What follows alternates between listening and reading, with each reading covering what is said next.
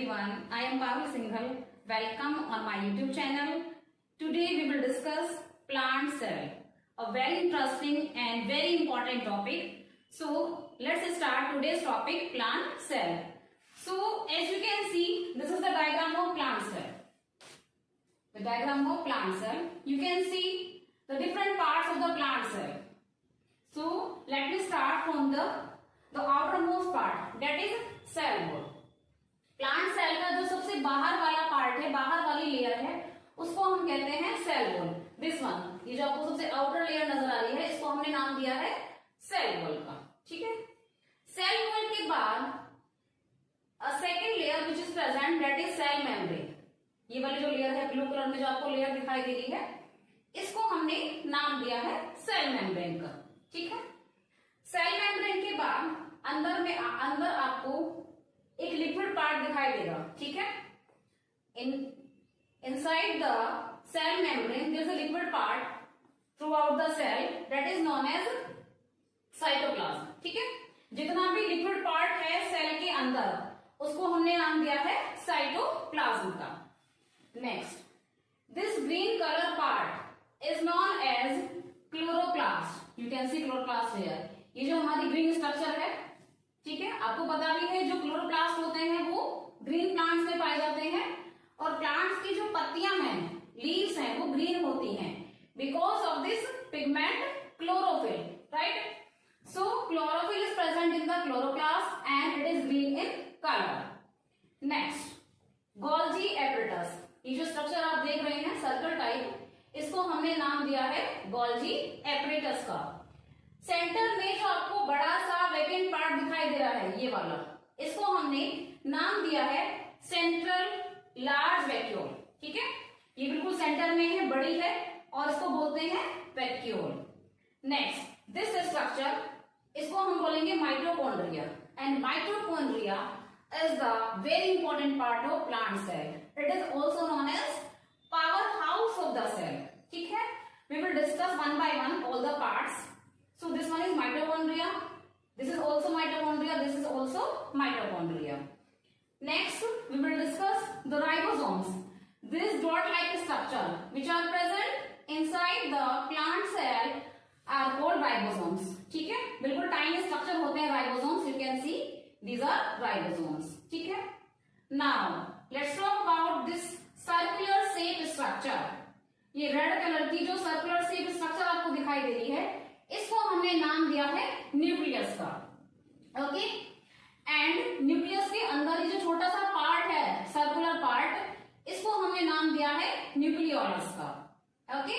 This one is nucleus and this one is nucleolus. Nucleus के अंदर क्या है? न्यूक्लियोलस है. And again nucleus is also important part of the cell. Just like brain in our body, जैसे हमारी body के अंदर brain होता है, वैसे ही सेल के अंदर न्यूक्लियस होता है जो सारी सेल एक्टिविटीज को कंट्रोल करता है. ठीक है. Next we will discuss the endoplasmic reticulum. Nucleus से अटैच होती हुई ये जो आपको ब्लू कलर की स्ट्रक्चर नजर आ रही है, इसको हमने नाम दिया है स्मूथ एंडोप्लाज्मिक रेटिकुलम. ER का मतलब होता है एंडोप्लाज्मिक रेटिकुलम, और ये दो तरह की होती है. एक होती है स्मूथ और एक होती है रफ. जो स्मूथ होती है उस पर किसी भी तरह के राइबोसोम्स नहीं होते हैं, और जो रफ होती है उनके सरफेस पर छोटे छोटे स्ट्रक्चर पाई जाती है, इसको हमने कहा राइबोसोम्स. देखो आप यहाँ पर देख सकते हो, ये हमारी एंडोप्लाज्मिक रेटिकुलम है और ये बिल्कुल प्लेन है. ठीक है. यहाँ पर कोई भी स्ट्रक्चर आपको नजर नहीं आ रही है, तो इसको हम बोलेंगे smooth endoplasmic reticulum, no ribosomes. इसकी सरफेस पर किसी भी तरह के राइबोसोम्स नहीं है. अगर हम बात करते हैं नीचे की साइड में, यहाँ पर भी आपको ये स्ट्रक्चर नजर आ रही होगी. ये भी क्या है? एंडोप्लाज्मिक रेटिकुलम ही है, बट इसकी सरफेस पर छोटे छोटे ब्लैक कलर के आपको ये जो नजर आ रहे हैं पार्टिकल्स, ये राइबोसोम्स हैं. ठीक है. तो ये वाली एंडोप्लाज्मिक रेटिकुलम क्या कहलाएगी? Rough endoplasmic reticulum. Why rough? Because of presence of ribosomes on the surface of this. That is why it is called rough. And smooth endoplasmic reticulum, it is not having ribosomes. ठीक है. So these are the parts of the plant cell. So students, we will discuss the different parts of the plant cell one by one in the detail. So let's start with the cell wall, the outermost layer of the cell.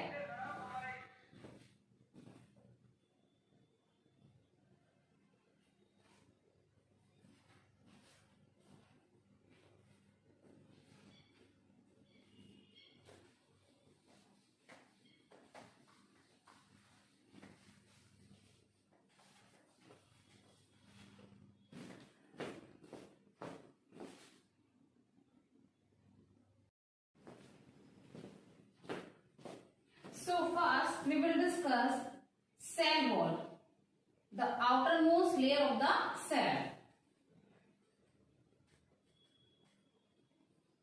What is the function of cell wall inside the cell? Cell wall का क्या function है cell के अंदर? Let's discuss. First point, it is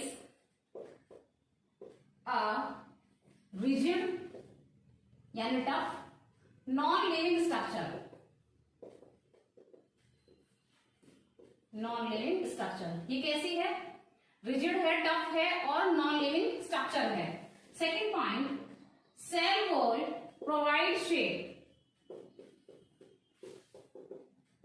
to the cell, यानी ये cell को shape provide करती है. एंड प्रोटेक्ट द सेल, और सेल को प्रोटेक्ट करती है. Protect the cell from mechanical damage. Mechanical damage मतलब किसी भी तरह के डैमेज होने से बचाती है. सेल को किसी भी तरह के डैमेज से बचाती है. एंड इन्फेक्शन, और इट विल मेक श्योर कि सेल में किसी भी तरह का इन्फेक्शन ना हो. ठीक है, this is the function of cell wall. Cell wall cell को शेप प्रोवाइड कराती है और उसको किसी भी तरह के मैकेनिकल डैमेज से और इन्फेक्शन से बचाती है. Third, help cell to cell interaction, यानी सेल का इंटरेक्शन में हेल्प करती है. And help cell to cell interaction and provide barrier, और एक बैरियर की तरह काम करती है. एक बैरियर की तरह काम करती है. फॉर किसके लिए? For some undesirable macromolecules. Macromolecules, कुछ ऐसे अनडिजायरेबल मैक्रोमोलिक्यूल्स होते हैं, उनको उनके लिए एक बैरियर का काम करती है. बैरियर यानी रोधक का काम करती है, ताकि वो मैक्रोमोलिक्यूल्स जो अनडिजायरेबल है सेल के लिए, वो सेल के अंदर एंट्री ना कर सके. So it is all about cell wall. Now let's talk about the second membrane, that is plasma membrane, और you can say cell membrane. So let's discuss the second part of the cell, that is cell membrane और plasma membrane.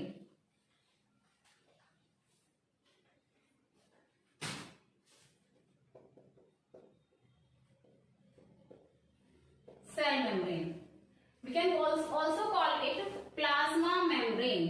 दो नाम है इसके, किसी भी नाम से पूछ लेते हैं इसको, सेल मेम्ब्रेन और plasma membrane. And one more name, it is also known as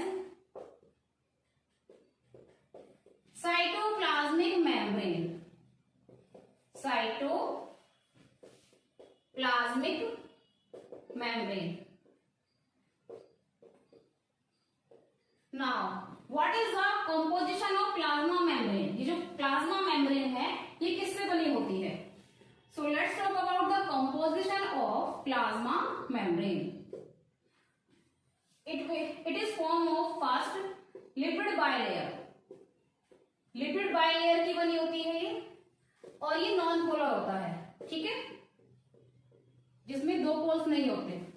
तो non lipid bilayer, it will B non polar. Protein, it is also made up of protein.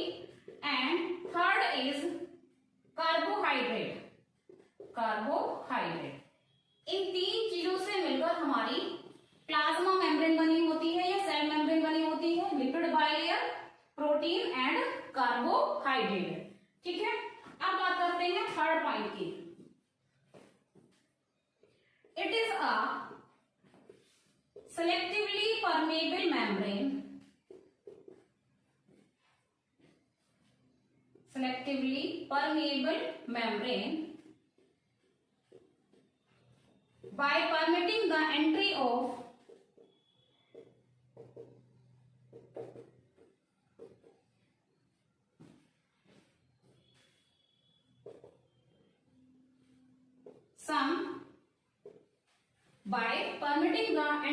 some selective materials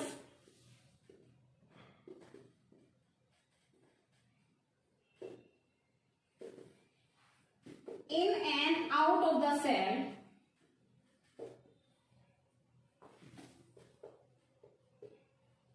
according to the requirement, according to the requirement। अब इसका क्या मतलब है? इसका ये मतलब है कि जो सेल मेम्ब्रेन होती है ये सिलेक्टिव होती है। सिलेक्टिव मतलब केवल कुछ ही मॉलिक्यूल्स को ये अंदर जाने देती है और कुछ ऐसे मॉलिक्यूल्स होते हैं जिनको ये बाहर आने के लिए परमिशन करती है। तो जो मॉलिक्यूल सेल के लिए यूजफुल होते हैं उनकी एंट्री होती है सेल के अंदर और जो हार्मफुल होते हैं वो सेल से बाहर निकल जाते हैं। ठीक है, so we can say it is a selectively permeable membrane. ठीक है, नेक्स्ट पॉइंट न्यूट्रल। न्यूट्रल का मतलब होता है ऐसे सब्सटेंस जो नॉन पोलर होंगे, नॉन पोलर जिसमें पोल नहीं होंगे। Neutral non polar substance move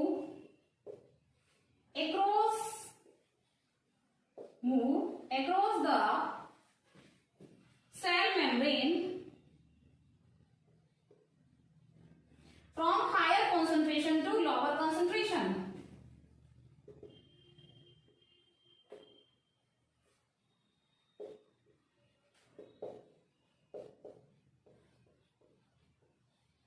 lower concentration. और जिस प्रोसेस के थ्रू ये काम होगा by the process of simple diffusion. कौन सी प्रोसेस है ये? Simple diffusion. इसको याद रखना, it is an important question. Simple diffusion. ठीक है, आई एम रिपीटिंग अगेन, जो न्यूट्रल और नॉन पोलर सब्सटेंस होते हैं वो सेल मेम्ब्रेन में से आर पार हो जाते हैं। आप मूवमेंट करते हैं सेल मेम्ब्रेन के आर पार, कहां से? हायर कॉन्सेंट्रेशन से लोअर कॉन्सेंट्रेशन की तरफ, यानी जहां पर मात्रा ज्यादा होगी वहां से कम अमाउंट की तरफ। और किस प्रोसेस के थ्रू होगा ये काम? Simple diffusion. Next point in the plasma membrane और cell membrane is, we have discussed 4 points here, now we will discuss the 5th point।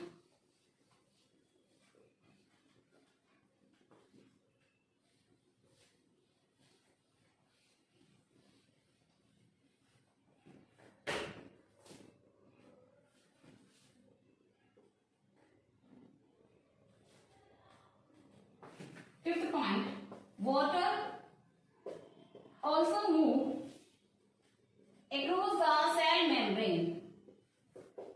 पानी जो होता है वो भी सेल मेम्ब्रेन के अक्रॉस मूव करता है, across the cell membrane।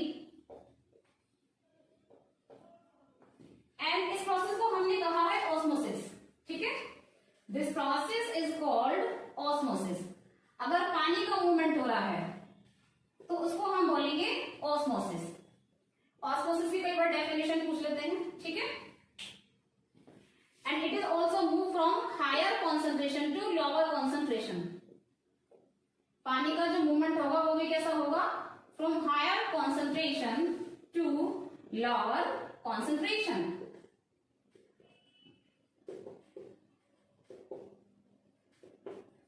Okay, next point, there are 2 types of transports. ठीक है, पहले हम बात करेंगे एक्टिव ट्रांसपोर्ट की। 2 तरह के ट्रांसपोर्ट होते हैं सेल मेम्ब्रेन के अंदर। पहला है active transport and energy dependent transport. Energy dependent transport, एक ऐसा ट्रांसपोर्ट मटेरियल्स का जिसमें एनर्जी यूज होगी, सो it is called energy dependent transport. इसमें क्या होगा, एटीपी जो होता है, एटीपी समझते हैं, एटीपी होता है एनर्जी मॉलिक्यूल, ठीक है, and the full form of ATP is adenosine triphosphate, adenosine triphosphate, this is the full form of ATP, ठीक है। सो एक्टिव ट्रांसपोर्ट में क्या होगा, एक एनर्जी डिपेंडेंट ट्रांसपोर्ट होगा, मॉलिक्यूल्स का ट्रांसपोर्ट होगा एनर्जी का यूज करके, कौन से एनर्जी का, एटीपी का।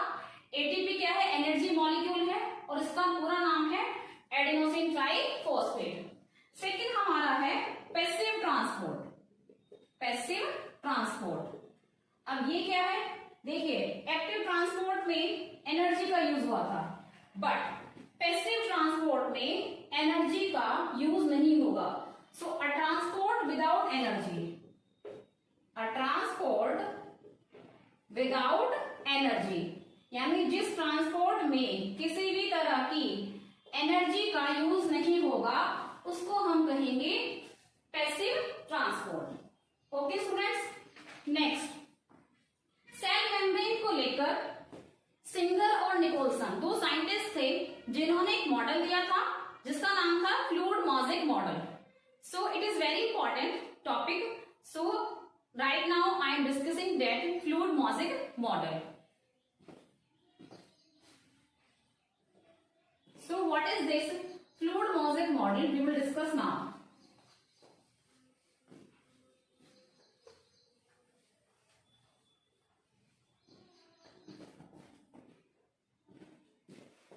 Fluid mosaic model, and it is really an important topic in cell membrane. It is given by Singer and Nicholson. Given by Singer and Nicolson, ये scientist थे जिन्होंने ये मॉडल दिया था, ठीक है, इनका नाम याद रखना है, काफी इंपॉर्टेंट है। इन 1972 में सिंगर एंड निकोलसन ने ये मॉडल दिया था, ठीक है। अकॉर्डिंग टू दिस मॉडल, ये मॉडल क्या कहता है, according to this model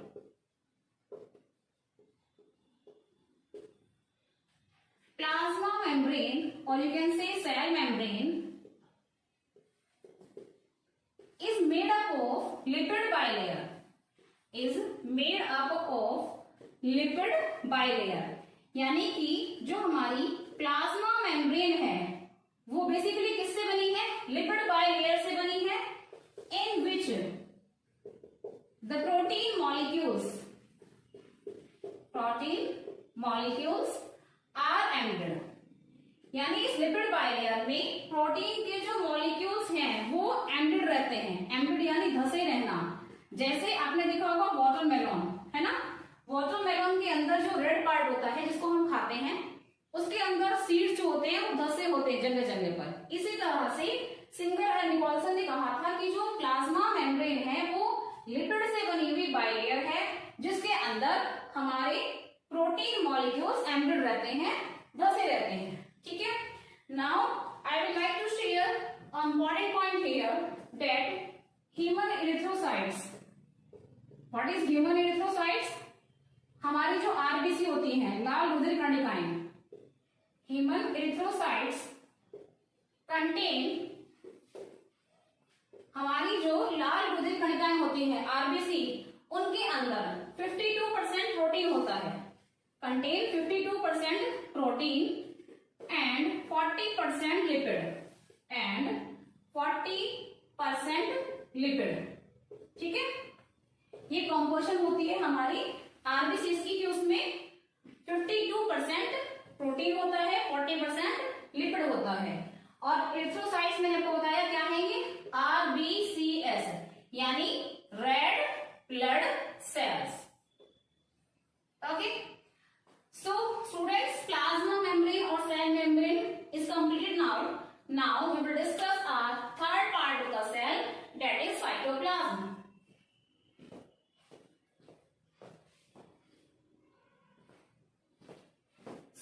let's discuss cytoplasm, the liquid part of the cell.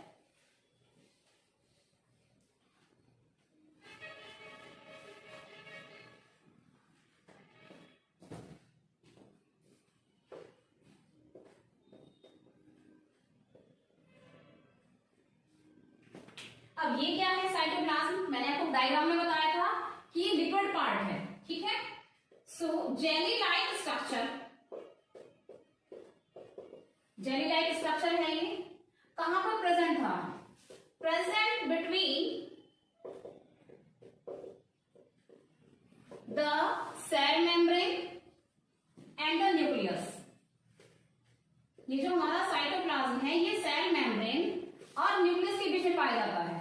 Diagram में आपने देखा था jelly like structure present between the cell membrane and the nucleus in which, और जितने भी सेल ऑर्गेनेल्स होते हैं in which all cell organelles are ended,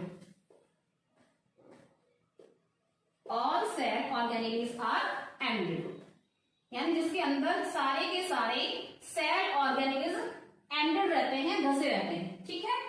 cytoplasm present है हमारी सेल मेम्ब्रेन और न्यूक्लियस के बीच में, सो जेली लाइक स्ट्रक्चर है, ठीक है। और ये जो हमारा साइटोप्लाज्म है इसके अंदर जितने भी सेल ऑर्गेनेल्स प्रेजेंट है सेल में वो सारे एंडेड रहते हैं, धसे रहते हैं, ठीक है। अब बात करते हैं इसकी कॉम्पोजिशन की। ये जो हमारा साइटोप्लाज्म है ये किस किस से मिलकर बनता है? So composition of the cytoplasm, composition में इसमें वाटर होगा, पानी तो होगा ही, लिक्विड पार्ट है। ऑर्गेनिक कंपाउंड्स, कुछ ऑर्गेनिक कंपाउंड्स होंगे containing carbon and hydrogen, and third is inorganic compounds, inorganic compound भी होंगे इसके अंदर, जैसे प्रोटीन हो गया, ठीक है। इनऑर्गेनिक जिनके अंदर कार्बन और हाइड्रोजन के अलावा अदर एलिमेंट्स भी होंगे जैसे नाइट्रोजन, क्लोरीन, सल्फर, इस तरह से, ठीक है। सो साइटोप्लाज्म जो है वो वाटर, ऑर्गेनिक कंपाउंड्स और इनऑर्गेनिक कंपाउंड से मिलकर बना हुआ है, ठीक है। It is all about cytoplasm. Now let's discuss about the main part of the cell, जिसको हमने नाम दिया था, जैसे बॉडी में ब्रेन होता है वैसे ही सेल में न्यूक्लियस होता है, which control all the activities of cell. So let's discuss about the nucleus here.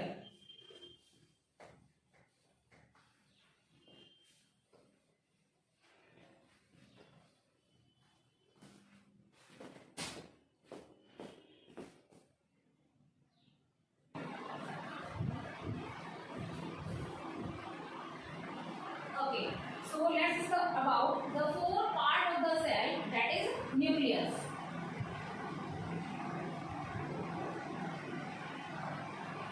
So, what are the points in nucleus? Nucleus is a double membrane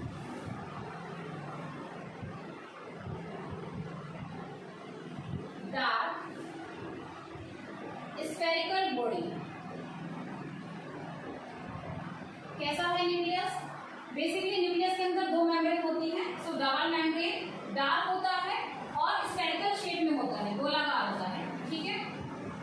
it is known as control centre of the cell, control centre of the cell, as all the activities of the cell are controlled by the nucleus, just like brain in our body, ठीक है। इसी तरह से cell के अंदर nucleus होता है जो सेल की एक्टिविटीज को कंट्रोल करता है।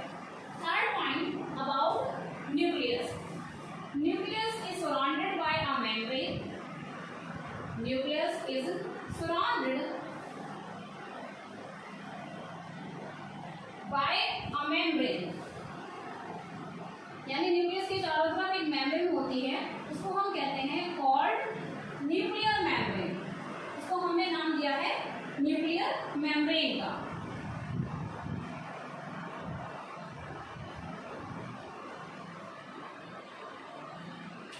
जैसे सेल के चारों तरफ एक बाउंड्री है जिसको हमने सेल मेम्ब्रेन कहा है, वैसे ही न्यूक्लियस के चारों तरफ भी एक मेम्ब्रेन है जिसको हमने नाम दिया है न्यूक्लियर मेम्ब्रेन का, ठीक है। The liquid in the nucleus, nucleus के अंदर एक लिक्विड पार्ट होता है, जैसे सेल के अंदर लिक्विड पार्ट होता है साइटोप्लाज्म, वैसे ही न्यूक्लियस के अंदर भी लिक्विड पार्ट होता है, ठीक है। So the liquid in the nucleus is called nucleoplasm. Nucleus के अंदर जो लिक्विड है उसको हमने नाम दिया है न्यूक्लियोप्लाज्म का, ठीक है। Next point, in the centre of the nucleus,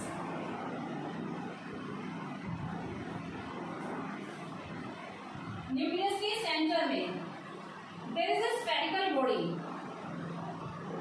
एक स्फेरिकल यानी गोलाकार बॉडी होती है। In the centre of the nucleus there is a spherical body called nucleoli, called nucleoli. उसको हमने क्या नाम दिया है? न्यूक्लियोलाई, और you can say nucleolus, nucleolus, ठीक है। डायग्राम में हमने देखा था न्यूक्लियस के सेंटर में गोलाकार राउंडेड शेप बॉडी थी, इसको हमने न्यूक्लियोलस कहा था, और we can say nucleoli, okay. Next point, ये जो न्यूक्लियोलाई है इसका फंक्शन क्या है?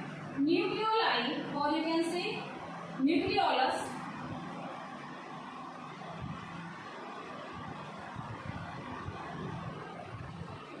is responsible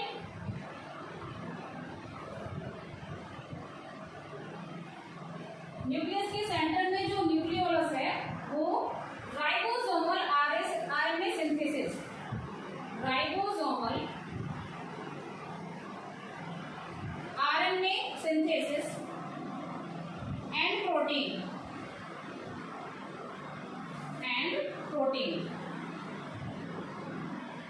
यानी जो न्यूक्लियोलस है वो ribosomal RNA synthesis and protein के सिंथेसिस के लिए रेस्पॉन्सिबल है। So it is important part of the nucleus. Next point about the nucleus, nucleus plus cytoplasm, अगर हम न्यूक्लियस और साइटोप्लाज्म दोनों को मिला दें, ठीक है, मतलब इन दोनों को मिलाकर एक नाम दिया जाता है जिसको हम कहते हैं प्रोटोप्लाज्म।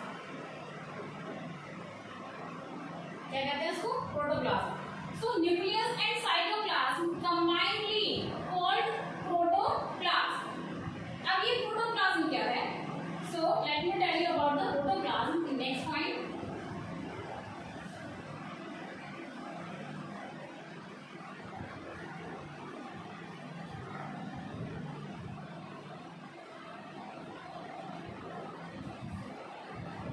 ये जो प्रोटोप्लाज्म है लिविंग सब्सटेंस है, ठीक है।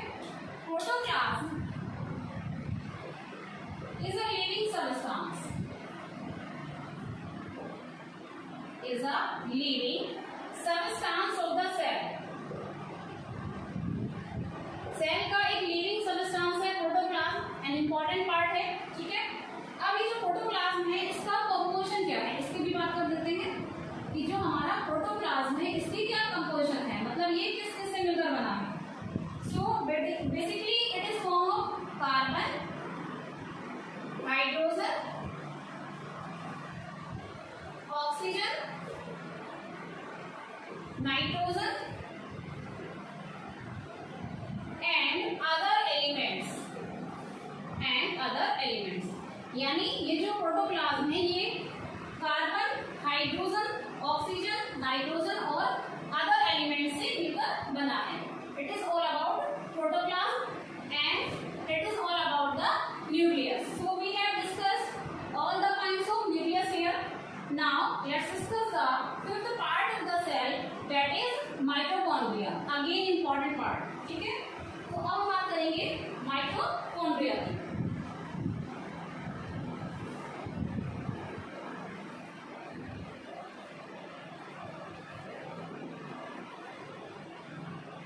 So fifth one is mitochondria.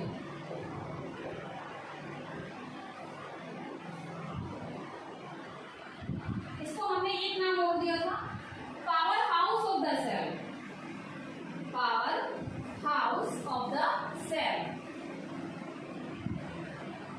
कोशिका का पावर हाउस है ये माइटोकॉन्ड्रिया, ठीक है।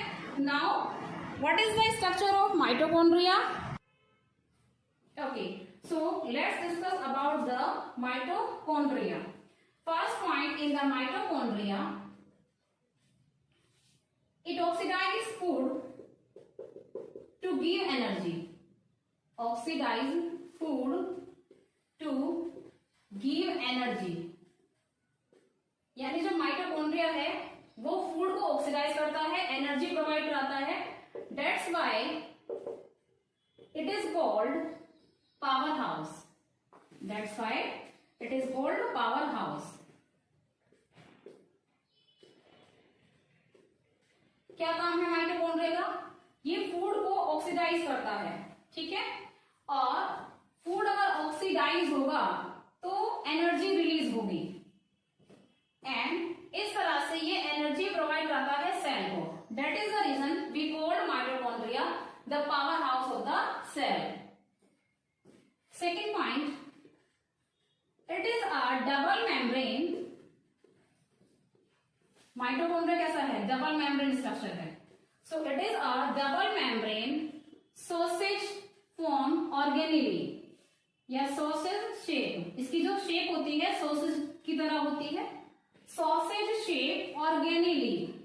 आपने डायग्राम में देखा था प्लांट सेल के mitochondria. So it is A double membrane sausage shape organelle. इसका जो डायमीटर होता है वो होता है 0.2 से लेकर 1 माइक्रो एम. ठीक है, डायमीटर कितना होता है? 0.2 से 1 micro m. And if you talk about the length of mitochondria then it will be 1 from 4.1 micro m. ठीक है, डायमीटर होता है इसका 0.2 से 1 माइक्रो एम, लेंथ होती है 1 से 4.1 micro m. Third point, it is divided into 2 compartments. Mitochondria जो होता है ये 2 कंपार्टमेंट में डिवाइड होता है. So divided into 2 compartments.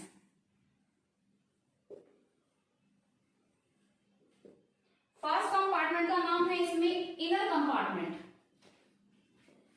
एक इनर है, दूसरा आउटर है.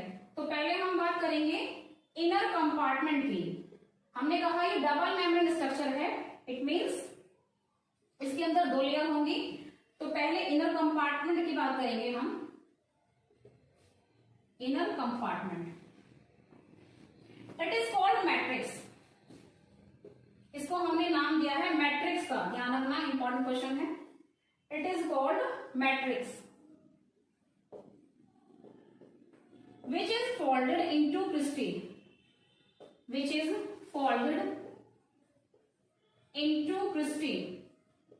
अब ये क्रिस्टी क्या है ये आपको बताते हैं थोड़ा सा डायग्राम के थ्रू. उंगलियों जैसे उभार होते हैं, जैसे फिंगर्स होती हैं, फिंगर लाइक प्रोजेक्शंस. सपोज ये हमारा माइटोकॉन्ड्रिया है, ठीक है, इसके अंदर 2 लेयर आपको दिखाई दे रही है. तो ये जो इसमें स्ट्रक्चर आपको दिखाई दे रही थी डायग्राम में, तो ये जो फिंगर लाइक प्रोजेक्शंस हैं इनको हमने नाम दिया है क्रिस्टी का. ठीक है, so inner compartment it is called matrix which is folded into cristae. और ये क्रिस्टी क्या करते हैं? They increase the surface area.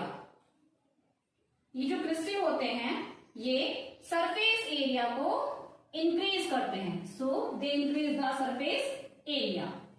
It is all about inner compartment. Let's talk about the outer compartment.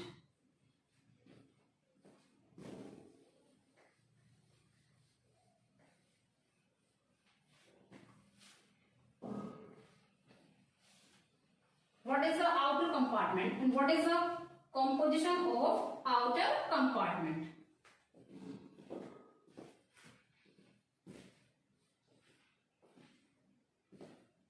So B part, outer compartment.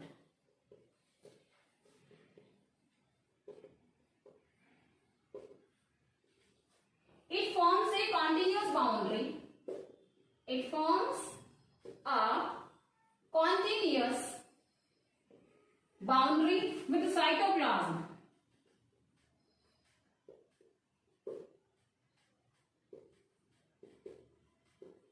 यानी जो हमारा outer compartment है, बाहर वाला कंपार्टमेंट है माइटोकॉन्ड्रिया का, ये साइटोप्लाज्म के साथ एक बाउंड्री बनाता है. ठीक है, now next point, mitochondria is the site of aerobic respiration. Mitochondria में किस तरह का रेस्पिरेशन होगा? Aerobic, air, aerobic respiration. So mitochondria is the site of aerobic respiration, and this is the important point about mitochondria. Exam में पूछ लेते हैं which cell organelle is the site for the aerobic respiration. So the answer is aerobic respiration. Produce energy in the form of ATP. Energy produce करता है किसके form में? ATP form में. So in the form of ATP. ATP की full form मैंने आपको बताई थी, adenosine triphosphate an energy molecule. ठीक है. And this is the reason it is called power house. यही रीजन है कि हम माइटोकॉन्ड्रिया को पावर हाउस भी कहते हैं. ठीक है. बेसिकली क्या होगा, ग्लूकोज कन्वर्ट होगा एटीपी में. ठीक है. एरोबिक रेस्पिरेशन की प्रोसेस में जो ग्लूकोज है वो किस में कन्वर्ट हो जाएगा? एटीपी फॉर्म में. Okay. Now next point about mitochondria. This is the last point about mitochondria.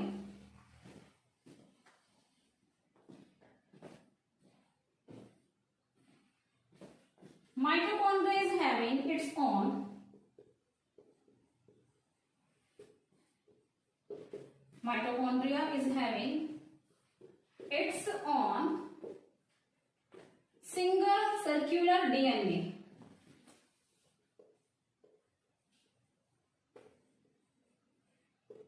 Few RNA, 70S ribosomes. Ribosomes भी हमारे दो तरह के होते हैं, एक होते हैं 70S और एक होते हैं 80S.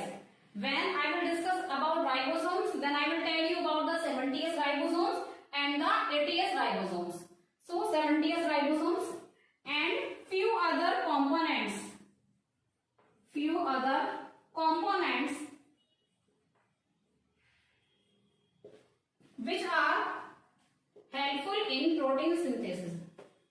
which are helpful in protein synthesis.